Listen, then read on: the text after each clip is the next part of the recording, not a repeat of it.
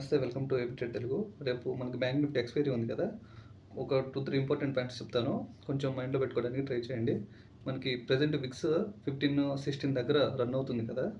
జనరల్గా option బయర్కి Vicks హైగా ఉంటే, అంటే 15+20 దగ్గరలో ఉంటే మనకి ఆప్షన్ బయర్స్కి పాజిటివ్ అవుతుంది. కానీ ఎక్స్పైరీ డేకి అంత విక్స్ ఉంటే అది ఆప్షన్ బయర్కి నెగిటివ్ అవుతుంది.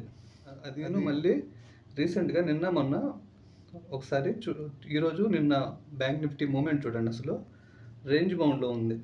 ఒకే రేంజ్లో ఉన్నా కూడా మనకి విక్స్ పెరుగుతూ ఉంది. అదొకటి కొంచెం డిస్టర్బెన్స్గా ఉంది. అంటే జనరల్గా మార్కెట్ హై వాలటాలిటీలో ఉన్నప్పుడు, లేదంటే కంటిన్యూగా ఫాలో అవుతున్నప్పుడు, పెరుగుతున్నప్పుడు ఎక్కువ విక్స్ ఉంటుంది. కానీ నిన్న ఈరోజు మార్కెట్ సైడ్ వేస్ ఉంది. గమనించండి, మార్కెట్ సైడ్ వేస్ ఉన్నా కూడా విక్స్ పెరుగుతుంది. ఇది అంత మంచిది కాదు మన ఆప్షన్ బయర్స్కి. అది మళ్ళీ రేపు ఎక్స్పైరీ ఉండడం కూడా అంత మంచిగా కనిపించట్లేదు ఆప్షన్ బయర్స్కి. సో ఆప్షన్ బయర్స్ రేపు కొంచెం జాగ్రత్తగా ఉండండి. మార్కెట్ సైడ్ వేస్లో ఉన్నప్పుడు విక్స్ పెరగడం అనేది కంప్లీట్లీ అబ్నార్మాలిటీ అది.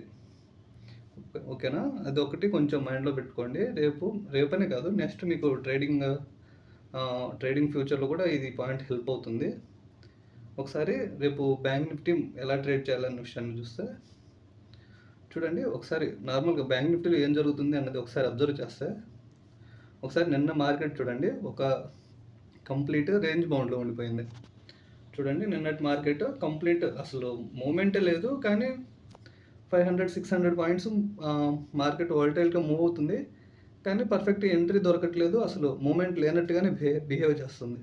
చూడండి, ఇక్కడ మనకు ఒక రేంజ్ ఉంది. ఈ రేంజ్లో నుంచి మార్కెట్ బయటకు వచ్చినా కూడా పర్ఫెక్ట్గా మనకి ఎంట్రీ ఏం లేదు. అంటే మార్కెట్ మూవ్ అవుతుంది, ఆప్షన్ బయర్కి హెల్ప్ఫుల్గా లేదు. ఎంట్రీ అవ్వడానికి, ఎగ్జిట్ అవ్వడానికి మనకి పర్ఫెక్ట్ ఎంట్రీలు దొరకట్లేదు. మన టెలిగ్రామ్లో కూడా మనం రెగ్యులర్గా డిస్కస్ చేస్తూ ఉన్నాము మార్కెట్ గురించి. చూడండి, ఇప్పుడు రెండు రేంజ్ బౌండ్లు ఉన్నా కూడా మనకి పర్ఫెక్ట్ ఎంట్రీ దొరకలేదు. ఇక్కడ మార్కెట్ కంటిన్యూ సైడ్ వేస్లో ఉన్నా కూడా విక్స్ పెరుగుతుంది. అది మనకి కొంచెం డిసప్పాయింటెడ్ అవ్వము. ఒకసారి రేపు మార్కెట్ పరిస్థితి ఏంటని చూస్తే, మార్కెట్ చూడండి కంటిన్యూ డౌన్ఫాల్లో ఉంది. ఒకసారి డే క్యాండిల్స్లోకి చూద్దాము. చూడండి, మార్కెట్ కంటిన్యూ 3 days ఫాలో అవుతూ ఉంది. జనరల్గా మనకి మార్కెట్లో టెక్నికల్ అనలిస్టుల ప్రకారం ఏంటంటే 3 వరుసగా సేమ్ క్యాండిల్స్ ఉంటే 4th డే క్యాండిల్ చేంజ్ అవుతుంది అన్నది ఒక చిన్న కాన్సెప్ట్ లాంటిది. అంటే మస్ట్ అని కాదు, అలా చేంజ్ అవుతుంది అని ఒక చిన్న మైండ్ సెట్ ఉంటుంది. అలాగా మరియు ఈరోజు మార్కెట్లో సెల్లింగ్ వచ్చినా కూడా సెల్లింగ్ సస్టైన్ అవ్వట్లేదు.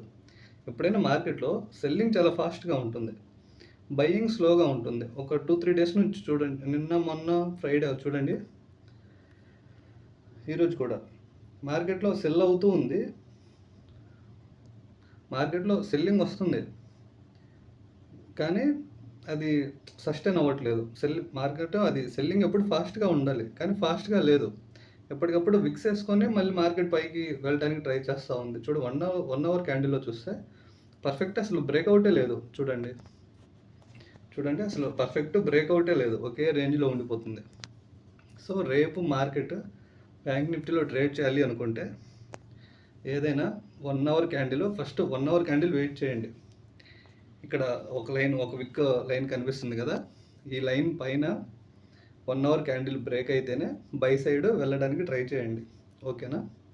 15 minutesలో వచ్చి చూపిస్తాను. చూడండి, ఈ లెవెల్ని బ్రేక్ చేసి మార్కెట్ పైకి వెళ్ళి క్లోజ్ చేస్తే, పర్ఫెక్ట్గా క్లోజ్ చేస్తేనే బై సైడ్ వెళ్ళడానికి ట్రై చేయండి. టార్గెట్ వచ్చేసరికి ఈ లెవెల్ అవుతుంది. నీట్గా చూపిస్తాను. ఫస్ట్ టార్గెట్ వచ్చేసరికి 45,934. ఇది బై సైడ్ ఫస్ట్ టార్గెట్ అవుతుంది. నెక్స్ట్ టార్గెట్ వచ్చేసరికి 46,053. మార్కెట్ రేపు ఇంత మూవ్ అయింది అంటే పర్ఫెక్ట్గా బుల్లిష్ సైడ్ వెళ్ళే ఛాన్స్ ఉంటుంది సుమారుగా. నెక్స్ట్ సెల్లింగ్ సైడ్ అనుకుంటే చూడండి, సెల్లింగ్ సైడ్ అసలు ఎక్కడికక్కడ మనకి సపోర్ట్ లెవెల్స్ ఫామ్ అవుతూ ఉన్నాయి. చూడండి, ఇక్కడ ఒక రేంజ్ ఫామ్ అయింది. ఈ రేంజ్ మొత్తం మనకి సెల్లింగ్ సైడ్ సపోర్ట్ లాగా యాక్ట్ చేసే ఛాన్స్ ఉంది. ఒక మంచి గ్యాప్ డౌన్ అయ్యి ఈ లెవెల్ని బ్రేక్ చేస్తే 45,572 ఈ రేంజ్ ఉంది కదా, ఈ లైన్ని బ్రేక్ చేసి మంచిగా ఒక 15 మినిట్స్ క్యాండిల్ క్లోజ్ చేస్తే అప్పుడు సెల్ సైడ్ తీసుకోవడానికి ఆలోచించండి. ఏదైనా కొంచెం రేపు జాగ్రత్తగా ఉండండి, ఎందుకంటే హై విక్స్ ఉంది, బ్యాంక్ నిఫ్టీలో ఎక్స్పైరీ ఉంది. ఇవి కొంచెం ఆప్షన్ బయర్స్ని ఇబ్బంది పెట్టే విషయాలు. కొంచెం జాగ్రత్తగా ట్రేడ్ చేయండి.